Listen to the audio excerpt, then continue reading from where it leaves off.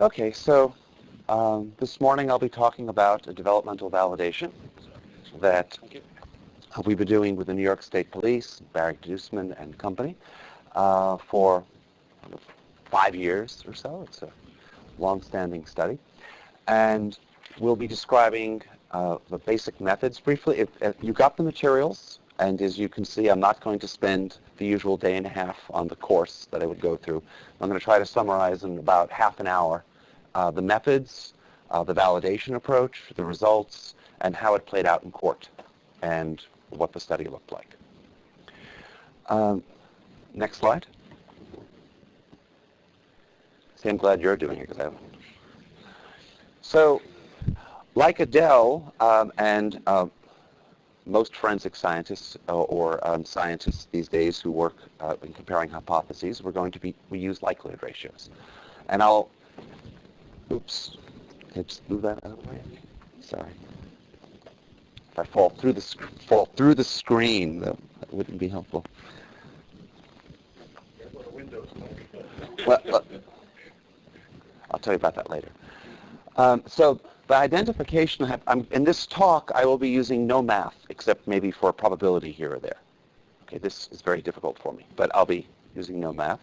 The identification hypothesis is, it used to, 20 years ago, people would say the person's guilty. Nowadays, it's more diplomatic to say an individual or reference contributed to the evidence. And that's the hypothesis that we have.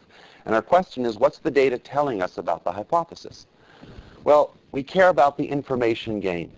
Before we look at the data, we have our belief about the hypothesis, based on whatever evidence, general knowledge we have, and so on. If you're a trier of fact, you may have it. If you're a scientist, you have your odds. And what the odds mean is that it's the probability of the hypothesis divided by the probability of the alternative. Did it, didn't do it. Contributed, didn't contribute it. What's the ratio of those two probabilities? You have your odds, and then, whatever they are, you look at the data, and you go from before to after. And you move from your prior odds, what you had before, to what statisticians call the posterior odds afterwards. What are the odds of the suspect contributed, the hypothesis, after you've looked at, in this case, the DNA data? Okay? And then there's a change. Maybe it's the wrong person, and your belief has gone down tremendously by 20 orders of magnitude, or maybe it's gone up.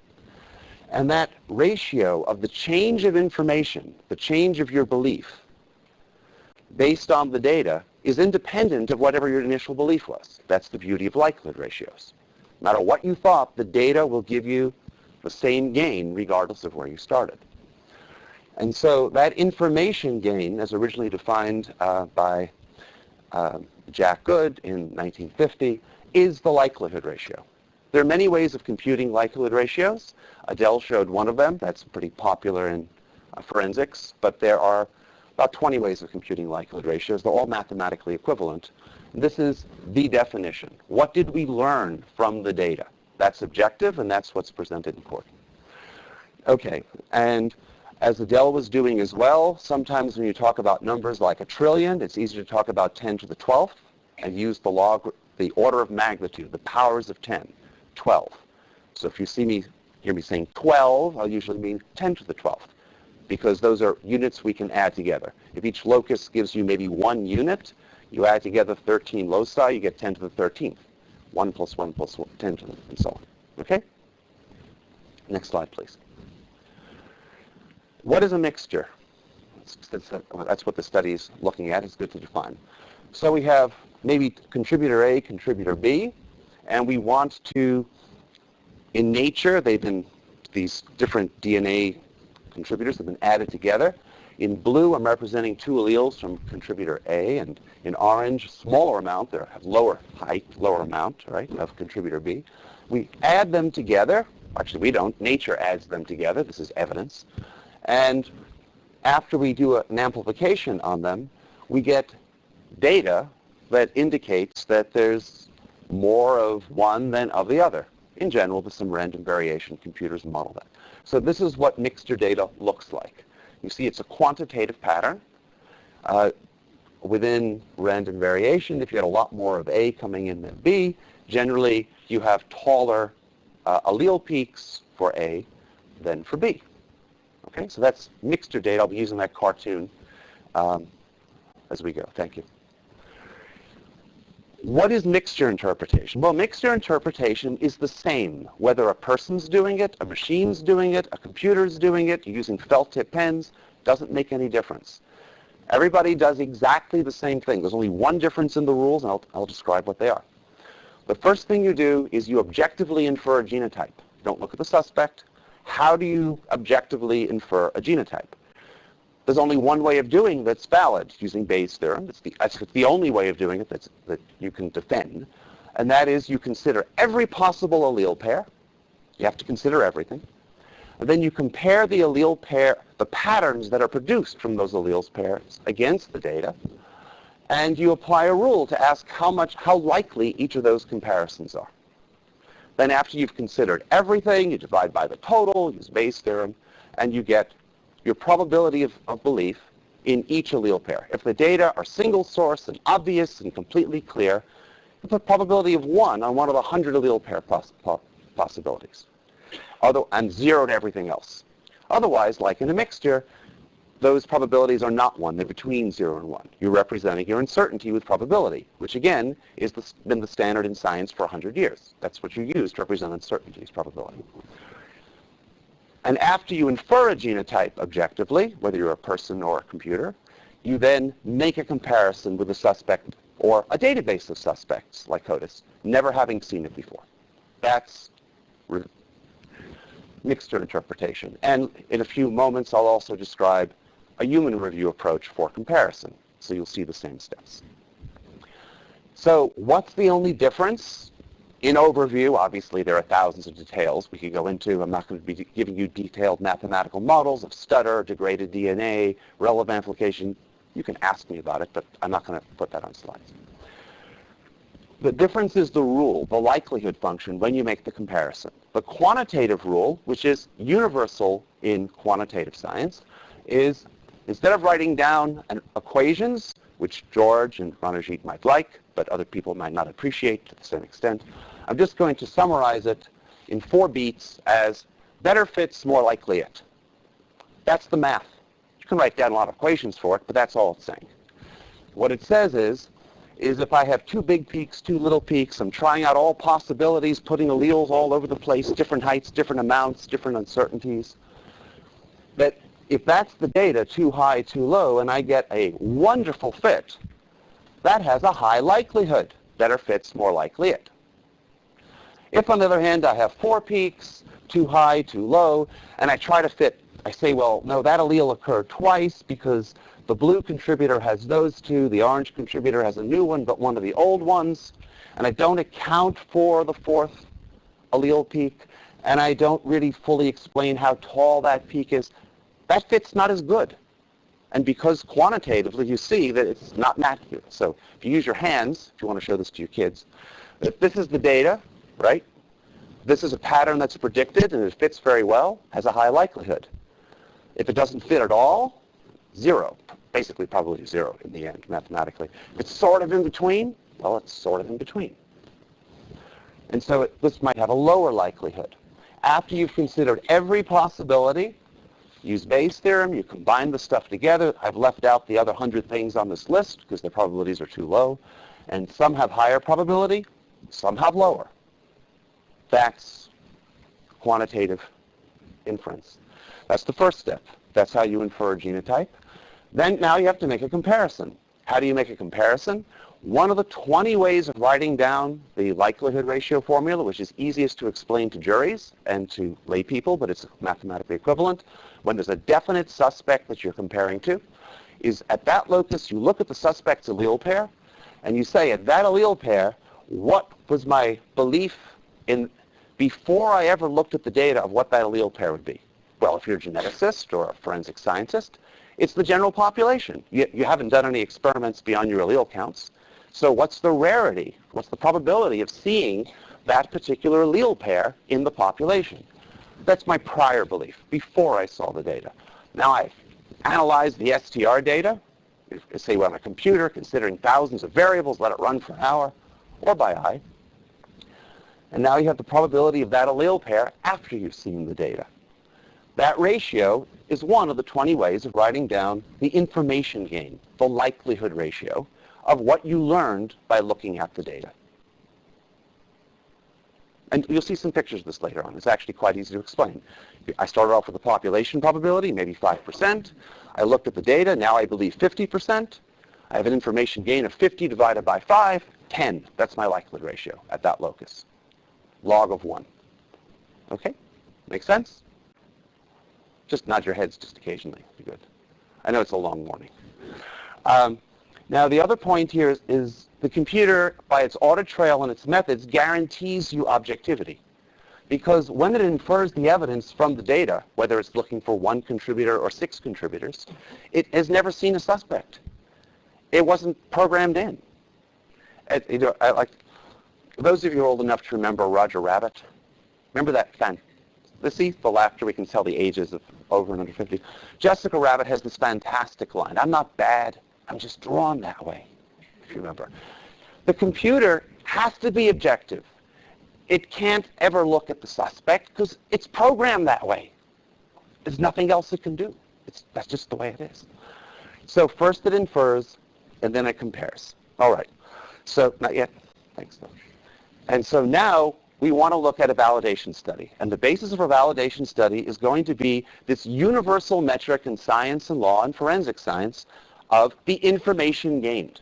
That's what law enforcement needs to know if you're police. That's what a prosecutor wants to know. That's what a defense attorney wants to know. What did you learn from looking at the data? If your likelihood ratio is 20, you're on the right track. 10 to the 20th. If it's 10 to the negative 20th, try somebody else. Okay? At least that's what the data is telling you. Maybe it's not the right data, but that's all the data can tell you. So now let's use likelihood ratio as a single number, or as statisticians prefer, the log of the likelihood ratio. The order of magnitude is 6, 9, 12 for a million, billion, trillion, to look at some cases. So in this study, as Jamie Belrose will tell you about, we looked at 41 cases with hundreds of samples, and from all of those, as you can read in the encyclopedia that we distributed to you, of those meeting the criteria of being clear two-person mixtures, there were about 88 samples within 5 to 95% mixed proportions, and of those meeting those guidelines where there was a human review that we could make a comparison to, we had 16 cases. And you'll see why at the end. 8 happened to have not a victim known. 8 happened to have a victim known. And that's the data I'm going to show you next. Thank you, George. So what you're looking at are 8 cases, and here's the information, the log of the likelihood ratio. So here it's 10 to the 5th, 10 to the 10th, 10 to the 15th, and so on. And you see a range, but this is computer review, 2 unknown, not having, inferring. So what does the computer do? You put the data in, you tell it, please look for 2 unknown contributors. In all of these cases, we're just giving it 1 data sample. Using the laws of independence and statistics, of course, you can put more than 1 sample in with a product of likelihood ratios, likelihood functions. I'm not going to talk about that today, but you can. But we try to make this as straightforward as possible. And then the computer plays with it for, cycles through all the variables, does hierarchical Bayesian Markov check, whatever it does, it's described in the papers that you have.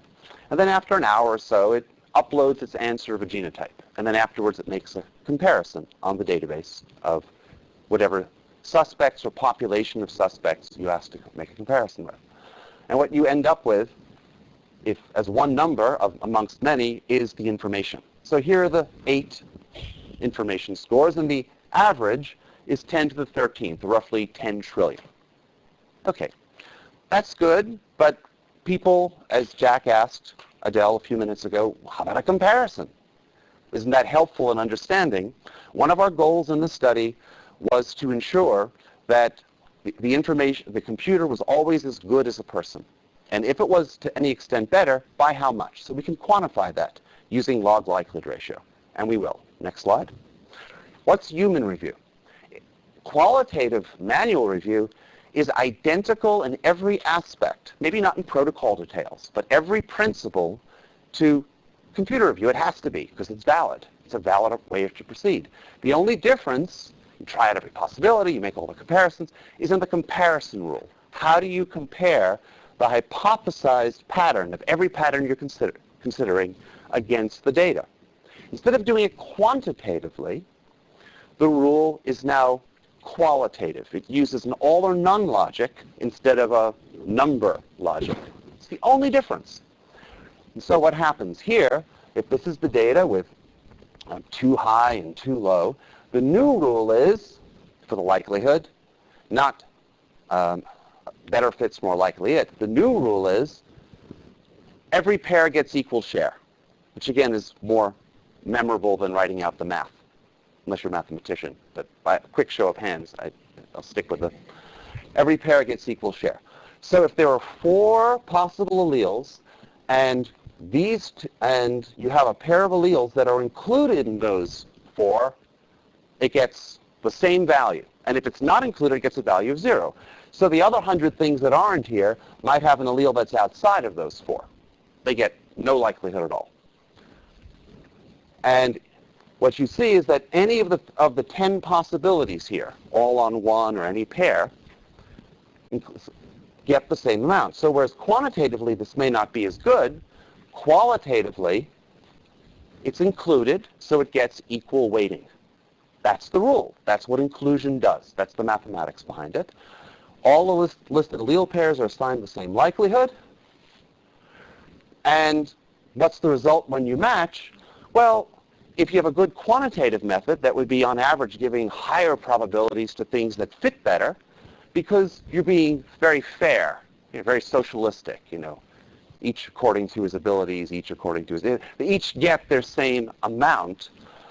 In general, you get a lower probability, giving you lower information gain, because you're now comparing what you started with, the population probability, maybe 5%, instead of going up to 50% to get 50 over 5, which is a gain of 10.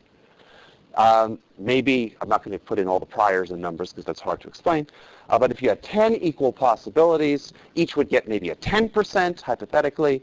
Going from 5% to 10%, 10 over 5 is 2. So you get an information gain of 2. You still get an information gain. There's information there, but you get less. That's what happens, and you can measure it with a likelihood ratio, the information gain. Next slide. So what happened? In blue, again, on these 8 cases, you see the information from the computer. But now in orange, these are the reported match scores from the case folders. This is what you're seeing.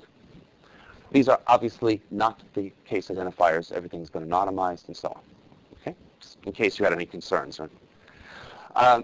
And so in orange, you see that we confirmed our belief that in every case, the computer got the same or more information. The blue bar is taller than the orange bar. And now we can also look at the average difference. Human review, if you do a lot of inclusion methods, CPI, you know is about 1 million, 10 million. That's what you tend to get. And that's what we got, 10 to the 7th, which is 10 million. That's what New York State got. The computer said to New York State, basically, you're right. You're doing a great job. Human review is always is fantastic here. If you reported a score, the computer agrees. That's what it is. It just gives you more information, which you could use or not use. The average information gain, the difference between the averages, is 10 to the 6th, or about 1 million. So you get about 1 million-fold information gain when you don't have a victim and you're comparing a 2 unknown problem by computer with CPI.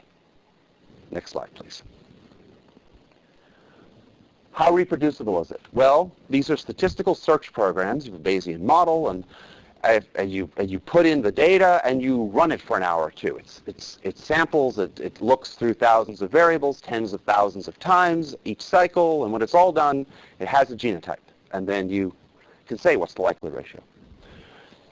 So if the answers were always identically equal, either you're looking at a trivial problem like a single source, or you're using Photoshop to create your slides. In the real world, you need some variation. That's what you get with statistical sampling. What is the variation? Well, in a 2 unknown case, as described in what you have, you can compute a within-group standard deviation. Formula's there. number 2, if you want to look at it and think about it, whatever. Statisticians have known this forever. But you can think of it as if I look at the difference between the replications, what's that average difference? You can also do this with 3 reps, 4 reps, and so on. It's a way of, when you do a validation study, you want to assess efficacy and reproducibility. The last slide was efficacy, a gain of about 1 million. This is reproducibility. The standard deviation is a few tenths of a log likelihood ratio unit, an information unit. If you think about the current population databases used giving you about a 1 likelihood, 1 log LR unit, it's reproducible within what we currently measure and what we do. Next slide. Oh, sorry? Just on that, I would have expected if they were replicates that sometimes the second one... Oh, I ordered them for display purposes. Okay. In fact, let me go further. Go back a slide. This is in the legends of the paper. You don't have to go back, but everything, I'll say it on the next round. But no, they're ordered because it's easier to see and it's described. Okay, I just thought having the same color. No, that's random. Right. Yeah, you're correct. Next slide. Okay, what if you have a victim? When would you have a victim? Well, in sexual assaults, homicides, you have a victim. And you can take the profile, and many laboratories compute, instead of a CPI, a CLR. CODIS, PopStats will do that for you. And so now, for the computer's perspective, you give it the same data, you just ask a different question. In fact, with a computer, you can ask it as many questions as you want simultaneously. It goes off and solves them in parallel. You can say, use the victim, don't use the victim, look for 3 unknowns, look for 2 unknowns, whatever. And then you can look at all the results. You can also ask it from the very beginning to do everything in duplicate if you're doing a study like this.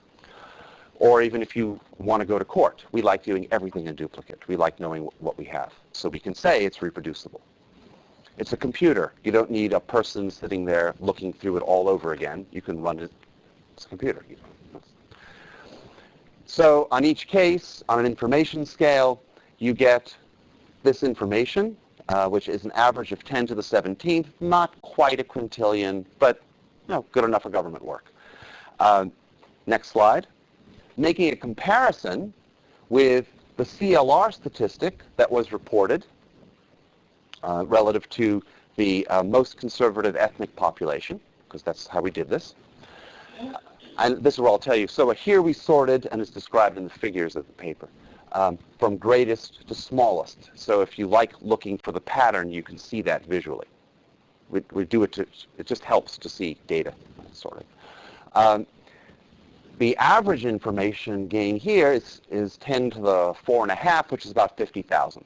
So there's an improvement of about 50,000-fold. And the computer is never giving an answer that's down there, -20. It's never even giving an answer over here, indeterminate.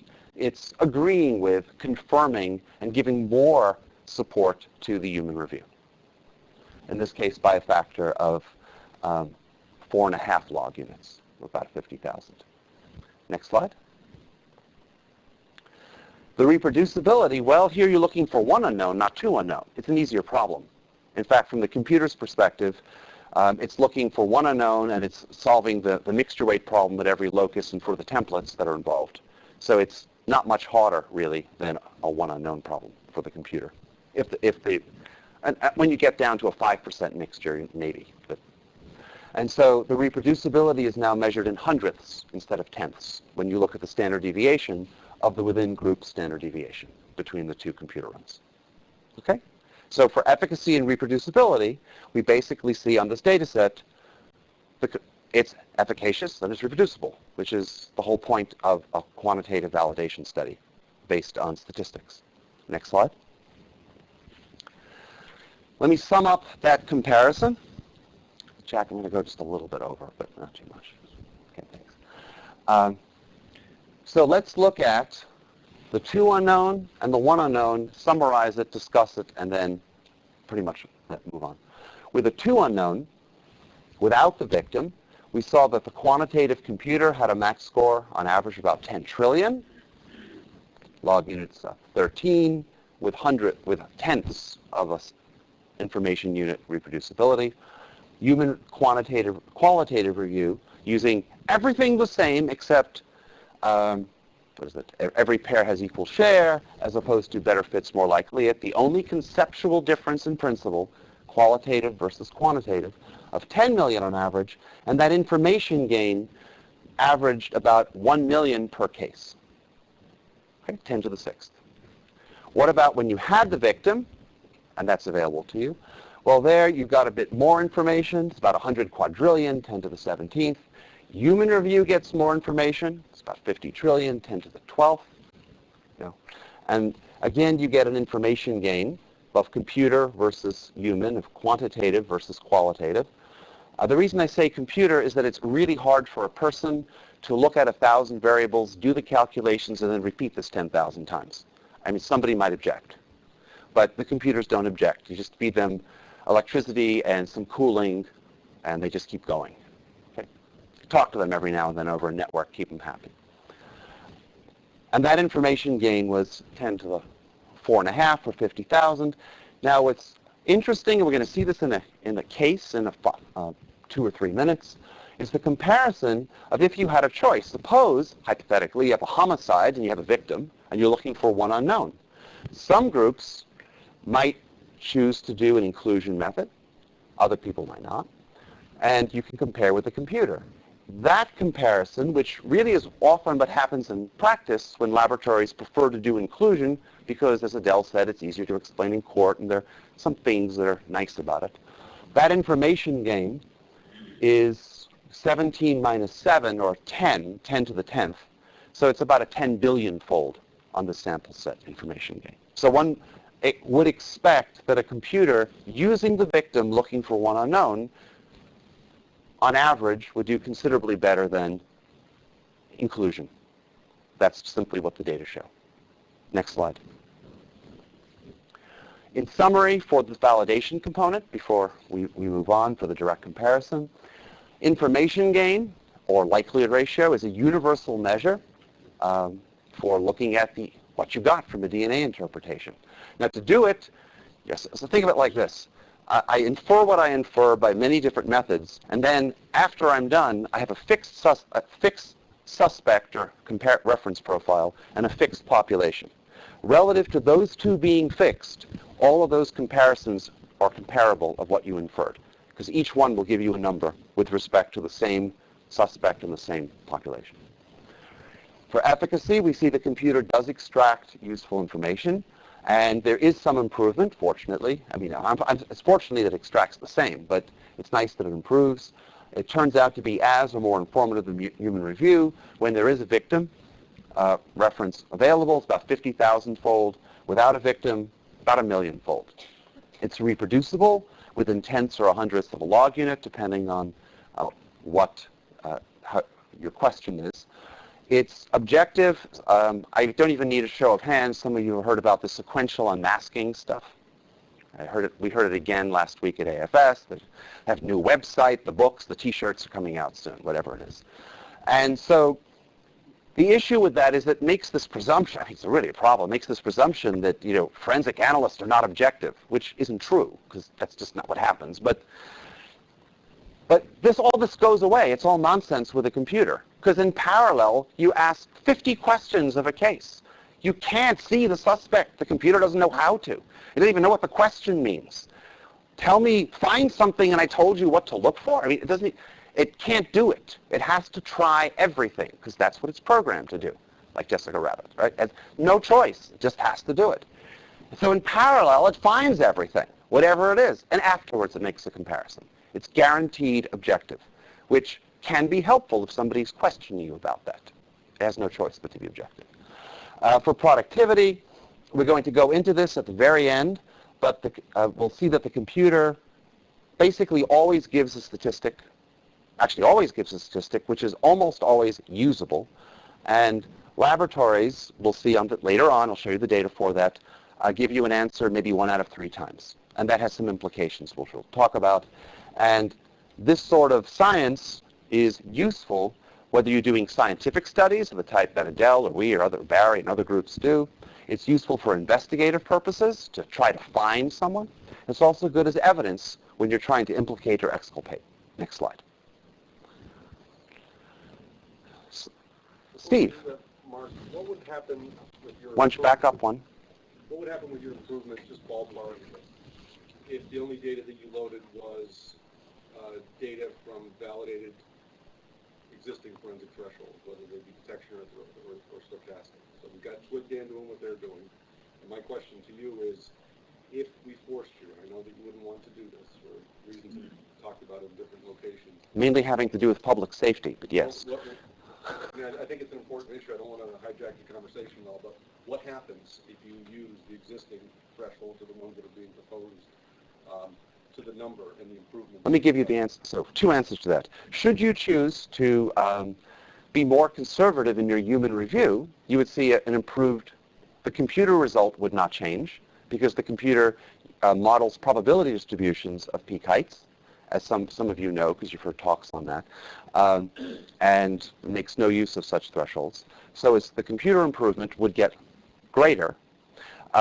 But interestingly, in the standards that came out of the Swigdam Mixtures Committee, importantly, they put in a paragraph that said, if you're using probability computer modeling methods that do not involve stochastic thresholds because they're accounting for it in a different scientific way, then you need to conduct validation studies, as we have done, and then that's perfectly legitimate.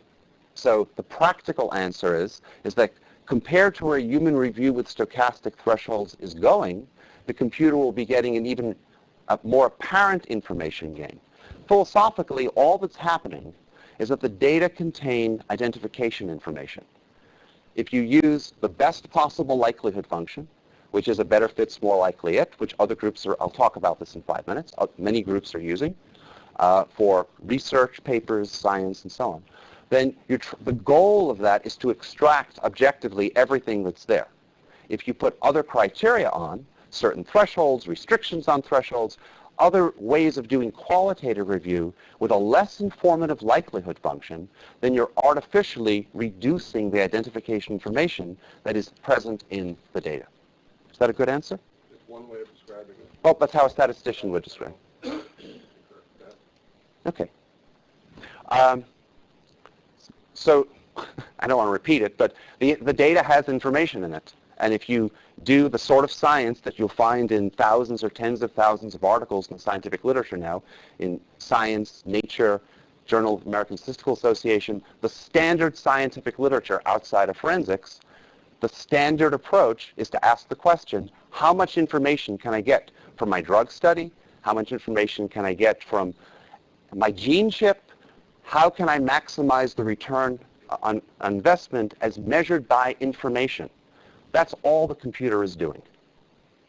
And that's what I'm describing. And some of the details are in the papers that you have, which I've gently put into the appendices. So those of you who don't like looking at statistical modeling, some of you do, some of you don't have to read the appendices.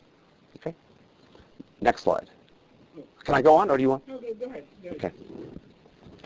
How does this play out in court? Let me tell you about a case that I testified in last year. This is State of Commonwealth of Pennsylvania versus Kevin Foley. In 2006, Blairsville dentist John Jelinek bled out in his home after being slashed by some unknown assailant. And Pennsylvania State Trooper Kevin Foley was the University of Pittsburgh football fan, was charged with the crime. Kevin Foley happened to be the, get this right, the boyfriend of the estranged wife, who it's a very interesting, complex story. You can read about it. Anyway, he was charged with a crime, and because it was a Pennsylvania trooper out of Greensburg, the analysis was done by the Quantico lab, the FBI in Virginia, and when they came back with their inclusion statistic of 13,000, it was in the papers. I mean, Blairsville's an hour and a half east of Pittsburgh.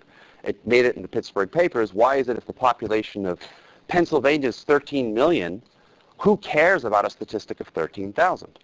And the only physical evidence, next slide, that was really linking the defendant, or the suspect, the defendant at that point, to the crime was DNA.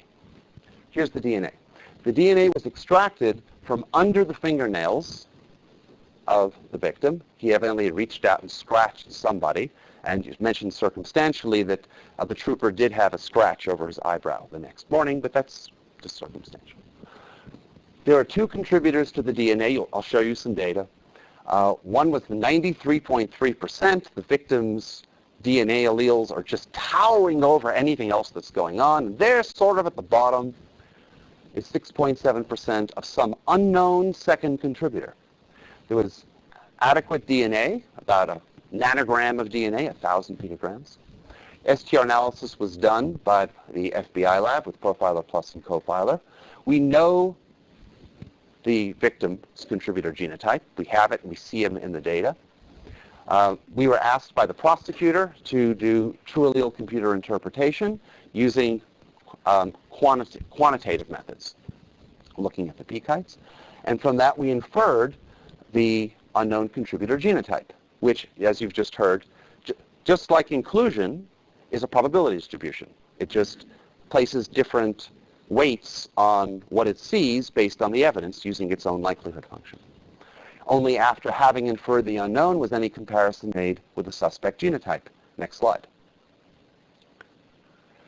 3 match statistics were inferred. The inclusion method gave a score of 13,000. Dr. Robin Cotton was brought in, kind of like as an arbiter, because we had 2 scores, to give a score using an obligate allele method, which I'll refer to as subtraction. It gave a score of 23 million. And the computer, TrueAllele, gave us a score of 189 billion. And so the first questions that you can ask is, why am I looking at 3 different match scores? In fact, you can even ask more fundamentally, what the heck is DNA interpretation if you get scores ranging from thousands to billions? What's going on? How do these interpretations methods differ? And what should we present in court? So let me answer that. So what's the difference? Well, the only real difference between inclusion, obligate allele, and quantitative review is the data that's used. And this is something we showed to the jury. It's one of these things where I came in with 50 slides. I felt like an Alice's Restaurant with all the circles and arrows in the back of every color glossy photograph, and he chose 4 pictures. So this is one of the 4 things that got shown because it made a lot of sense to the jury.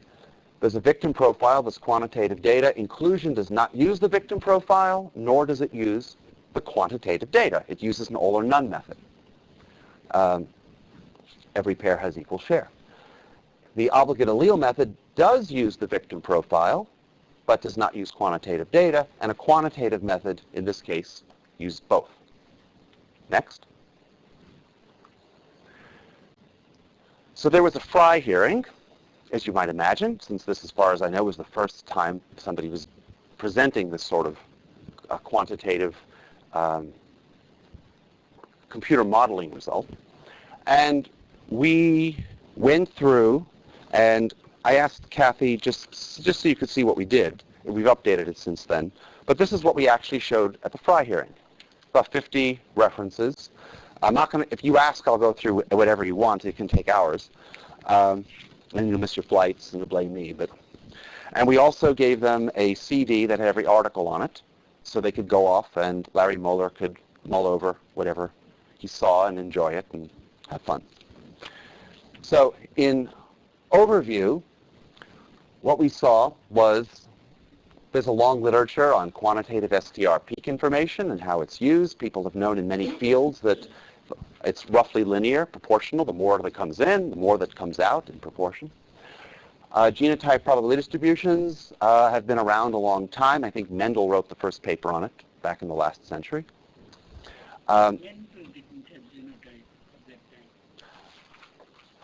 Yeah, we can discuss it afterwards, but I didn't put it in. Yes.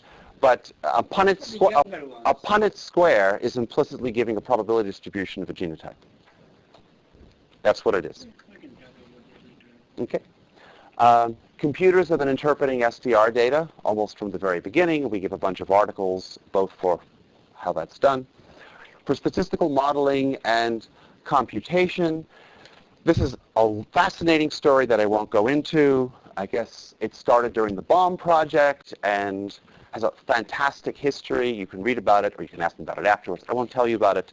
But basically, in the last 20 years, the concept that you can build hierarchical models, not just work with bell curves and large numbers, but build models with thousands of variables and use them to solve problems using statistical search, Markov chain Monte Carlo methods, has become the norm in science. You can solve very complicated problems by modeling them and computing them in ways that people were not doing 20, 30 years ago. They are now. It's the standard.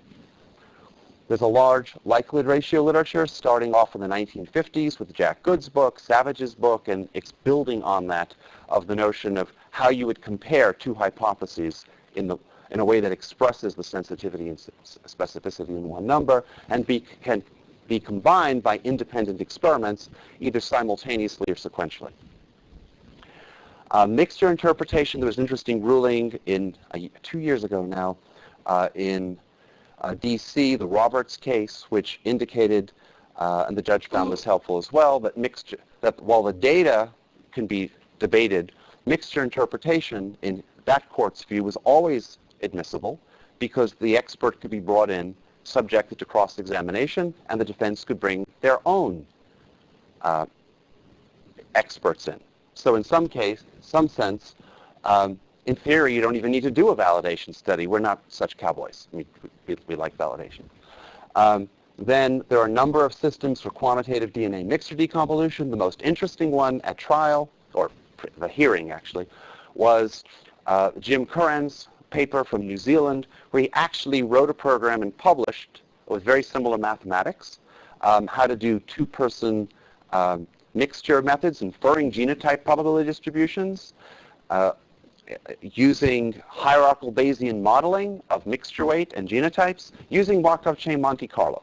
That was very impressive. It was just published, and that's what maybe 3 or 4 groups around the world do research on.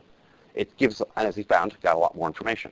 You'll find a description of how much more information in the matched likelihood ratio paper that I gave you, where I described not our results, but Jim Curran's results, and how you can understand what he did.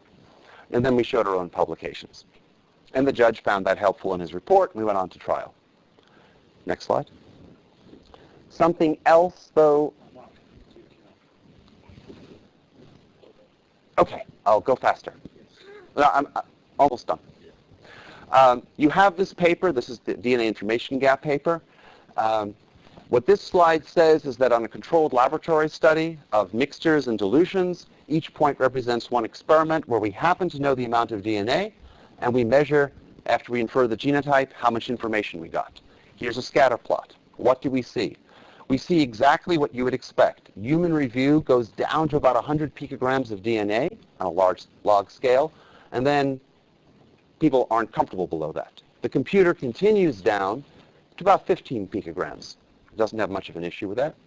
And then we could use this study, which is published in PLOS ONE, as a calibration curve and say with a 6.7% mixture of 1,000 picograms, how much information would we expect? Well, for 15 loci used, 1 quadrillion to 1. With 12 loci, 1 trillion to 1. That's what we saw. So the defense's contention that we should have seen what the FBI saw simply wasn't supported by the data. Next slide. And basically, I testified the usual thing, like in the European report about mixtures, that we just used more of the data. Adele said the same thing. The best metaphor was the notion of a magnifying glass and a microscope.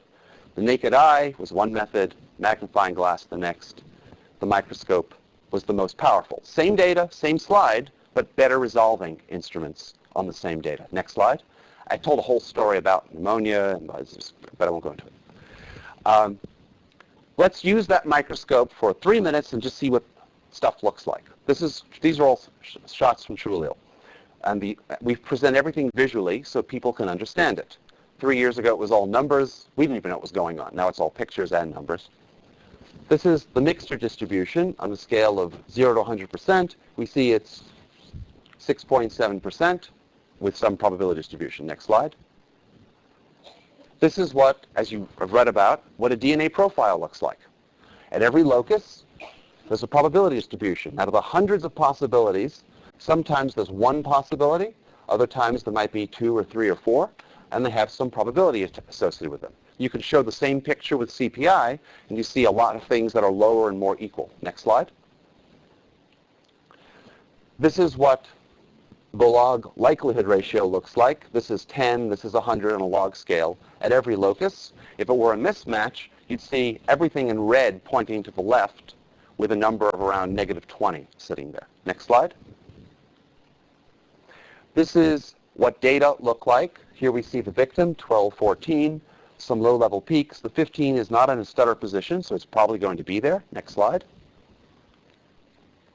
And this is an explain interface where you can do a what-if analysis quantitatively as a user to ask why the computer did what it did. In the case that will end up matching of 12, 15, the blue is the 6% of the unknown. That's the victim. And when it generates the pattern accounting for stutter, prefamp, and everything else, you see that the pattern in gray matches the data in green. Now, it's not the only thing that matches. If you were to put both bets as a 15-15 homozygote, you get some comparison, but almost nothing else really works very well. Next slide. As we see, when we go to the report interface, and in dark blue, quantitatively, that 12-15 shows that a better fit's more likely it. 90% of the likelihood goes there, a little bit to the homozygote.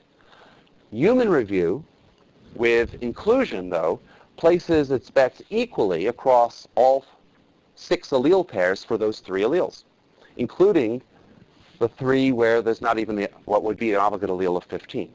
So this is, again, the only, we can run anything through the system, including human review, for comparison. This is the only difference. Quantitative, qualitative. Better fit, equal share. Next slide. This is what a report looks like. We hand these out as well. We have a short form and a long form. The short form is a trial. This is we can put in co-ancestry if people like that. It's very popular overseas for mixtures. This is the D8 that we'd looked at. This is how you do a likelihood ratio. At 12-15, it gave it 90% probability. What you believed before was 3.6%, the population. The ratio of those two is 25, 90 divided by 3.6, and the log of that, base 10, is roughly 1.4. Add them all up, take 10 to the power, and you get 100 billion. And this is quite easy to explain. Well, next slide. We showed this at trial. The prosecutor wanted to show that it wasn't magic. He was very comfortable showing multiple results from different experts. Each expert explained how they did it, and it was explained why the methods were different. So in orange, actually, what do we do? Inclusion is purple. You see you get a little bit of information here of 10 to the 4th. When Robin Cotton did an obligate allele method, her 4 allele cases where a unique result is pulled out as the minor contributor at 2 loci, D7 and THO1, gave a tremendous amount of information. And it went up 3 orders of magnitude to 10 to the 7th. Quantitative review with TrueAllele got those, and as we saw with D8, added a little bit more by more quantitative considerations. And so actually by showing the progression, then for another 4 orders of magnitude of 10 to the 11th of 100 billion, it was clear to the jury that it was really, this wasn't magic. There was a progression. If you used more of the data, you got more information. Next slide. Okay, so what did we learn from the case? It was an objective review. I'll be done in 5 minutes. Shoot me in 5 minutes. You said 3 minutes last time. Yeah, but that was an estimate. That was manual. This is by computer. We're going to get moving. Okay, yes. It was objective review that never saw the suspect. We found it straightforward to testify in court. It was understandable to the triers of fact. Before it didn't, but now it has precedent. It's been admitted, testified to, accepted, and so on. The key idea was to preserve match information that's present in the data. That's been the theme of our research for the last 20 years and the papers that we write and what we do. The attorney liked the fact that we got the data on a Friday and he got his answer back on a Monday, which computers can do despite how complex the case was. And the main lesson we learned was that it was quite easy to present multiple match scores in court and explain them, different experts. And nothing was withheld from the jury. And this is part of the way forward with New York State, as we do parallel work, continuing with the old method and then adding the new method, and just being able to explain why a closer look gives you more information. Next slide. Kevin Foley was convicted. You can read about it. You have this in your binder. This is about the only readable thing in the binder that has no math in it, which describes the case. Some of you have read it. It has no math in it. And basically, it all hung on the DNA. Next slide. This is what you see. This is a 3 unknown case, which you have in your binder, which was resolved into 3 genotypes. Next slide. This is what the genotypes look like. The 60% genotype gave 10 to the 17th. The 25 gave 10 to the 11th. And the 15% gave 10 to the 11th. You see that as there's less DNA, you go from more certainty at each locus to a more diffuse probability distribution. Okay, next slide. Overall, over the 88 cases in duplicate, we see that the median efficacy is about 10 to the 15th, with about 3 cases that were under 10 to the 5th. Next slide. And this is the last slide. So I actually was wrong again. I did it in 2 minutes, not in 5. Productivity. What do we observe in the end? Well, this is the case classification Jamie will go into. For the 35 simple cases, the average was 10 to the 16th with a standard deviation of 0.1 information unit. And of those, human review could produce a max score in half the cases and couldn't in the other half. For the 20 intermediate cases, the score went down a little to 10 to the 13th, 10 trillion, increase in the standard deviation. And human review could assign a max score to 25%, 1/4 of the cases, and couldn't in 3/4. And then for the complex cases that made up over 1/3 of the study, which Jamie will tell you about, the average result was about 1 trillion with a half log unit standard deviation. And of those, human review could produce a max score in 1/5 the cases and couldn't in 4/5. Overall, human review could produce a max score in 1 out of 3 cases, which in lab protocols and good labs mean you keep going.